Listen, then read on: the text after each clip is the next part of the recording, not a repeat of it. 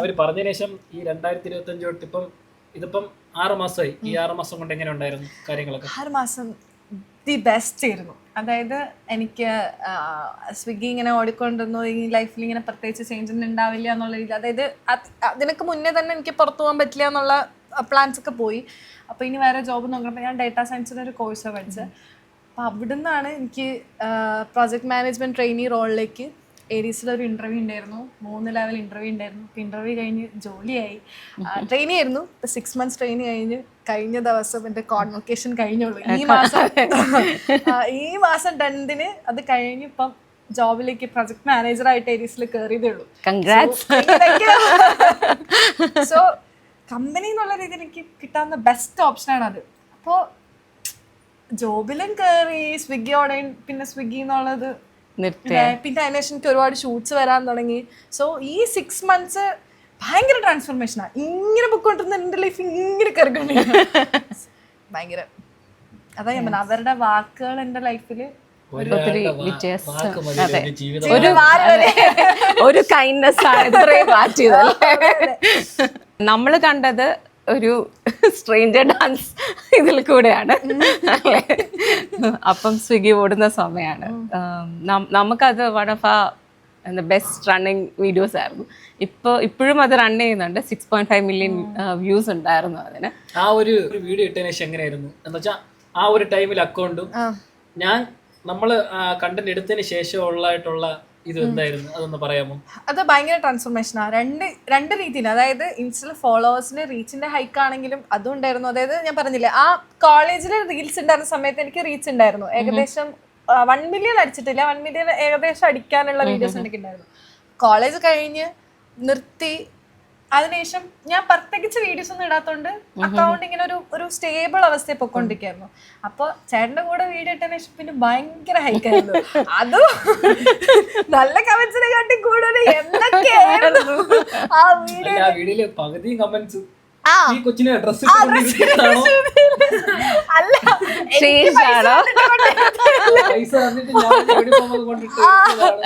ചോദിച്ചോടനെ food മേടിച്ച് തരാൻ. അതായത് ഞാൻ എന്റെ സ്വിഗ്ഗി റോള് എന്റെ ക്ലോസസ്റ്റ് ആയിട്ടുള്ള ഫ്രണ്ട്സിന് മാത്രമേ അറിയുള്ളൂ ഞാൻ സ്വിഗ്ഗി ഓടാൻ പോകുന്നത്. അതായത് പക്ക മോഡൽ റിലേറ്റഡ് ആയിട്ടുള്ള കണ്ടന്റ്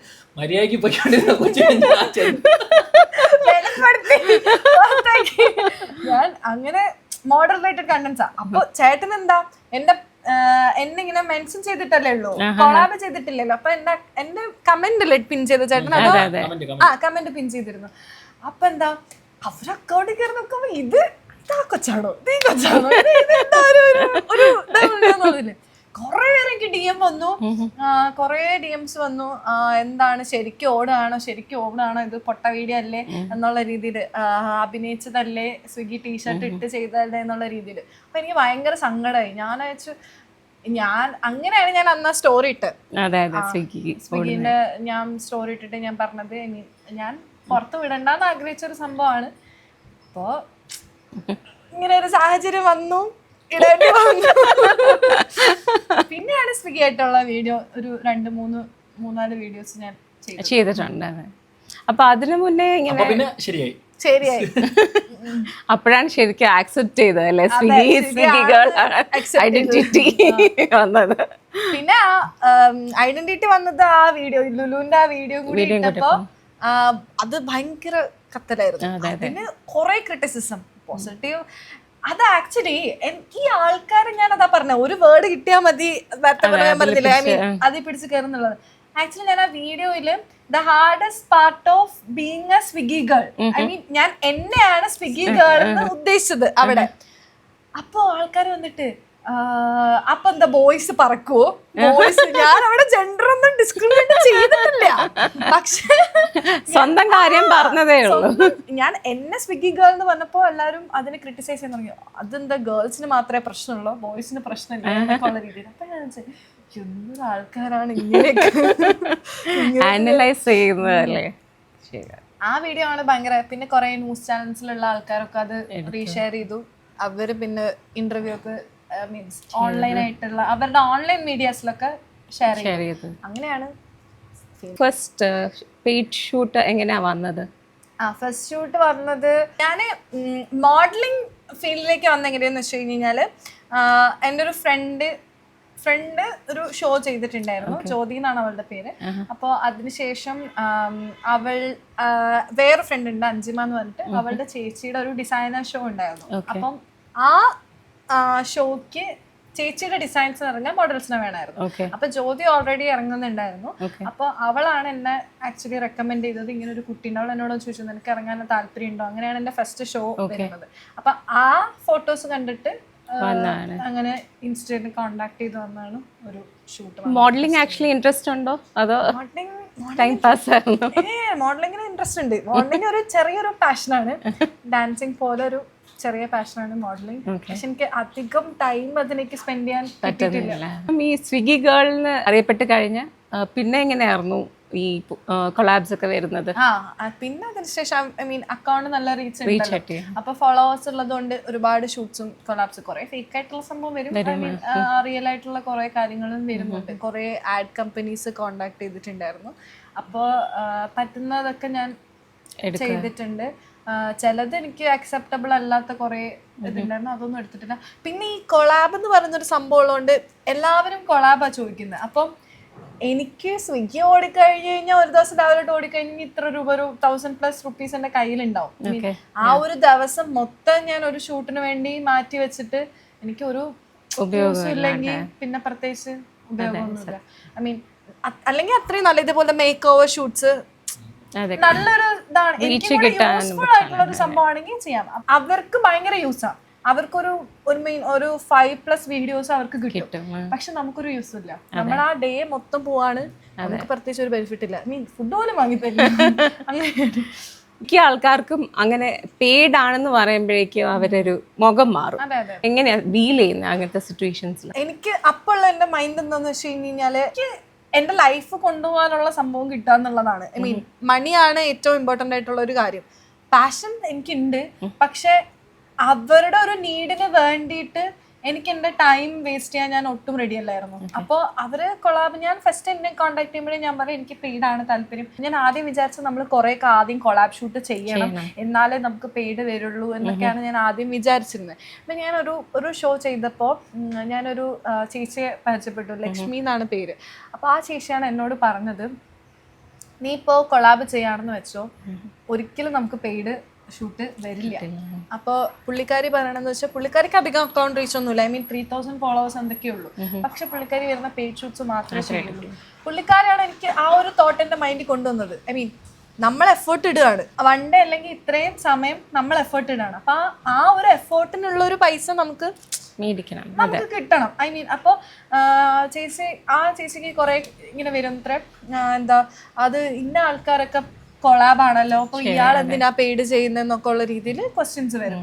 അപ്പോ അങ്ങനെ ഒരു പേര് വരും, അല്ലെങ്കിൽ ഇങ്ങനെ വരും. ഇപ്പം ഞാൻ ഒരു എ എന്ന് പറയുന്ന ഒരാൾ വരുമ്പോൾ ഞാൻ അയാൾക്ക് കൊളാബ് ചെയ്തു. ഇപ്പൊ ബി എന്ന് വരുമ്പോൾ അയാൾക്ക് കൊളാബ് ചെയ്തല്ലോ, പിന്നെ എന്തുകൊണ്ട് എനിക്ക് കൊളാബ് ചെയ്തുകൂടാ എന്നുള്ളൊരു ക്വസ്റ്റ്യൻസ് വരും. സോ ബേസിക്കലി ഒരു പെയ്ഡ് ആയിട്ടേ ചെയ്യത്തുള്ളൂ എന്ന് പറയുമ്പോൾ ആദ്യം ഒരു ഷെയ്മിങ് ആണ് അല്ലേ, ബാക്കി എല്ലാരും ചെയ്തല്ലോ, നിങ്ങൾക്ക് എന്താ ഇത്ര ഇത് പ്രശ്നം ചെയ്യാനുള്ള അല്ലേ?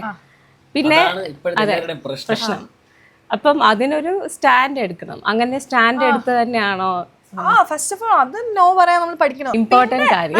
ഒരു സംഭവം പെയ്ഡ് എന്ന് പറയുമ്പോ അടുത്ത് ചോദിക്കണം എന്തെന്നറിയോ, ബോർഡ് ഓയർ ഷൂട്ട്സ് ചെയ്യോ, എക്സ്പോസ്റ്റർ ഷൂട്ട്സ് ചെയ്യോ, അങ്ങനെയൊക്കെ. ഞാൻ പെയ്ഡ് എന്ന് പറഞ്ഞാൽ പിന്നെ അടുത്ത സ്റ്റെപ്പ് ഇതാണ്, എക്സ്പോസ്റ്റർ നമ്മൾ ചെയ്യോ എന്നുള്ളത്. Oh my God. സോ അത് അവിടെ തന്നെ കട്ട് ഓഫ് നോ പറയാന്നുള്ളത് ഞാൻ കഷ്ടപ്പെട്ട് പഠിച്ചെടുത്തൊരു സംഭവമാണ്. എനിക്ക് ആദ്യമൊക്കെ ഭയങ്കര ബുദ്ധിമുട്ടായിരുന്നു, അവരെന്ത് വിചാരിക്കും ഇവരെന്ത് വിചാരിക്കും എന്നുള്ളത്. പക്ഷെ ഈ മോഡലിംഗ് കരിയറിലേക്ക് കയറിയപ്പോഴത്തേക്ക് ഞാനത് പക്ക പഠിച്ചു.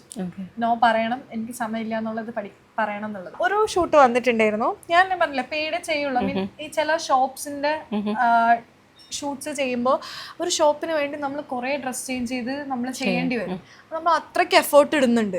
അപ്പോൾ അവർ നമുക്ക് പേയ്മെന്റ് തരണം സ്വാഭാവികമായിട്ടും. അപ്പോൾ ഒരു ഷോപ്പ്, ഞാൻ അതിന്റെ പേര് പറയില്ല, ആ ഷോപ്പിൽ നിന്ന് എനിക്ക് ഇതുപോലൊരു ഷൂട്ട് വന്നു. അപ്പോൾ അവർ പറഞ്ഞു അവർക്കൊരു ട്രയൽ ഷൂട്ട് ഉണ്ട്, ആ ട്രയൽ ഷൂട്ടിൽ അവർ ഓക്കെ ആണെങ്കിൽ മാത്രമേ അവരടുത്ത പുതിയ പെയ്ഡ് ഷൂട്ട്സ് നോക്കുന്നുള്ളൂ എന്നുള്ള രീതിയിൽ പറഞ്ഞു. ഞാൻ ഓക്കെ, ഞാൻ ഫസ്റ്റ് ടൈം ഞാൻ ഓക്കെ നോക്കാം, അവരുടെയും പോളിസി നമ്മൾ റെസ്പെക്ട് ചെയ്യണമല്ലോ. ഞാൻ ഓക്കെ നമുക്ക് ചെയ്യാം എന്നുള്ള രീതിയിൽ പറഞ്ഞു. എനിക്ക് തോന്നുന്നു ആ ട്രയൽ ഷൂട്ടിൽ തന്നെ ഞാൻ ഒരു 7 വീഡിയോസിനുള്ള ഷൂട്ട് ചെയ്തു. 7 വീഡിയോസ് എന്ന് പറയുമ്പോൾ ഒരു വീഡിയോയിൽ ഒരു 2 ഡ്രസ്സെങ്കിലും മിനിമം ചേഞ്ച് ആവുന്നുണ്ട്. 11 ഒക്കെ ആയപ്പോൾ ഞാൻ അവിടെ എത്തി. എൻ്റെ ഷൂട്ടൊക്കെ കഴിഞ്ഞപ്പോൾ ഒരു 3-4 സമയം ട്രയൽ ഷൂട്ടാണ്. അന്ന് എനിക്ക് അവര് ലൈക്ക് വെള്ളം തന്നുട്ടോ കുടിക്കാൻ. മീൻ ഫുഡ് വാങ്ങി തന്നിട്ടില്ല, ഒന്നും ചെയ്തിട്ടില്ല. ഇവരെല്ലാ വീഡിയോസും എന്നെ കൊളാബ് ഇട്ടു, ഞാൻ അക്സെപ്റ്റ് ചെയ്തു, എല്ലാം കഴിഞ്ഞു. വീഡിയോസൊക്കെ റീച്ചായി. അവരുടെ അക്കൗണ്ടിൽ എനിക്കൊന്നും ആ സമയത്ത് എന്നെ കൊളാബ് ചെയ്തിട്ട് വീഡിയോസ് മാത്രമേ റീച്ച് ഉണ്ടായിരുന്നുള്ളൂ.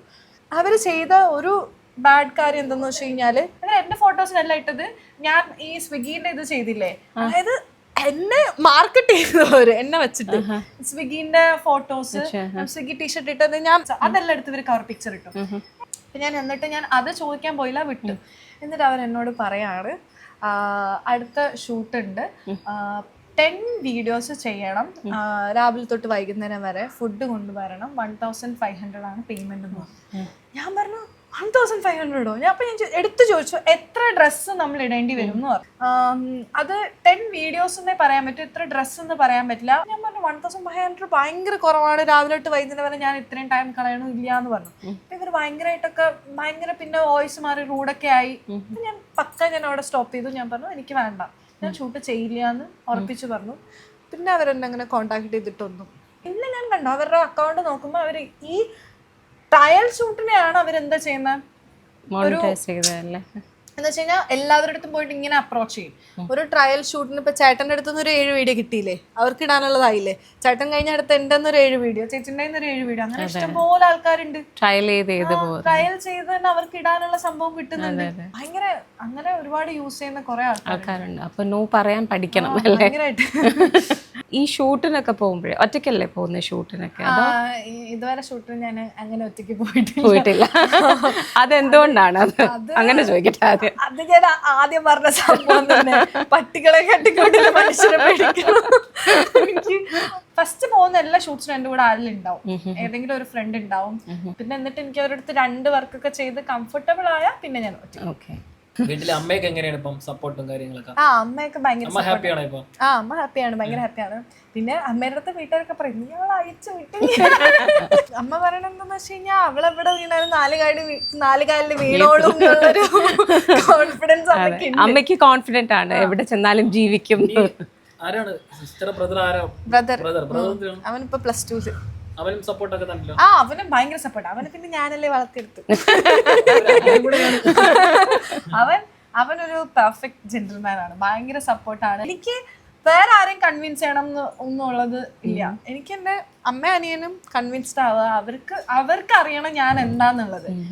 മീൻസ് ഫാമിലിയിലാണെങ്കിലും നാട്ടുകാരാണെങ്കിലും കുറെ ക്രിട്ടിസൈസ് ചെയ്യുന്നുണ്ട്. അവള് രാത്രി കയറി വരുന്നു, പെയ്മാരുടെ കൂടെ കറങ്ങാൻ പോകുന്നു, അങ്ങനെ ഇങ്ങനെയൊക്കെയുള്ള കുറെ ക്രിട്ടിസിസം വരുന്നുണ്ട്. അമ്മയുടെ അടുത്ത് വരുമ്പോഴാണെങ്കിൽ അമ്മ പറയണത് അവളുടെ അടുത്ത് നേരിട്ട് പോയി സംസാരിക്കൂ, നേരിട്ട് പറയും, കാരണം ഞാൻ നല്ലത് കൊടുക്കും. സപ്പോർട്ട് ഇമ്പോർട്ടന്റ് ആണോ കോണ്ടന്റ് ചെയ്യാൻ വേണ്ടിയിട്ട്? ഭയങ്കര ഇമ്പോർട്ടൻ്റ് ആണ്. ആരുടെ സപ്പോർട്ട്? ഫാമിലി എന്ന് പറയുമ്പോൾ നമ്മൾക്ക് അത്രയും ക്ലോസ് ആയിട്ടുള്ള ആൾക്കാരുടെ സപ്പോർട്ട്. ഈവൻ ഞാൻ കുറെ വീഡിയോസ് അല്ലാതെ തന്നെ കണ്ടിട്ടുണ്ട്. കുറെ എൻ്റെ ഫ്രണ്ട്സിന് വന്നിട്ടുള്ള കുറെ അനുഭവങ്ങൾ ഞാൻ കേട്ടിട്ടുണ്ട്. ഒറ്റയ്ക്ക് പോയിട്ട് ഇങ്ങനെയൊക്കെ പ്രശ്നം ഉണ്ടായത്. എൻ്റെ ഫ്രണ്ട്സ് ഇപ്പൊ എൻ്റെ അമ്മയ്ക്ക് എല്ലായിടത്തും എൻ്റെ അടുത്ത് വരാൻ പറ്റില്ല. പിന്നെ എൻ്റെ ഏറ്റവും ബെസ്റ്റ് ഫ്രണ്ട് എന്നും ബോയ് ഫ്രണ്ട് എന്നും ഒക്കെ പറയാൻ പറ്റിയ ഒരാൾ നന്ദു. അവൻ എല്ലായിടത്തും എന്നെ കൊണ്ടു നടക്കും. എല്ലായിടത്തും ഷൂട്ട് വരുമ്പോഴത്തേക്ക് എന്നെ കൊണ്ടുപോയി നീ സേഫ് ആണോ എന്നൊക്കെ വിളിച്ചു ചോദിക്കും. ഓക്കെ അല്ലേ, ഞാൻ വരണമെന്നൊക്കെ വിളിച്ചു ചോദിക്കും.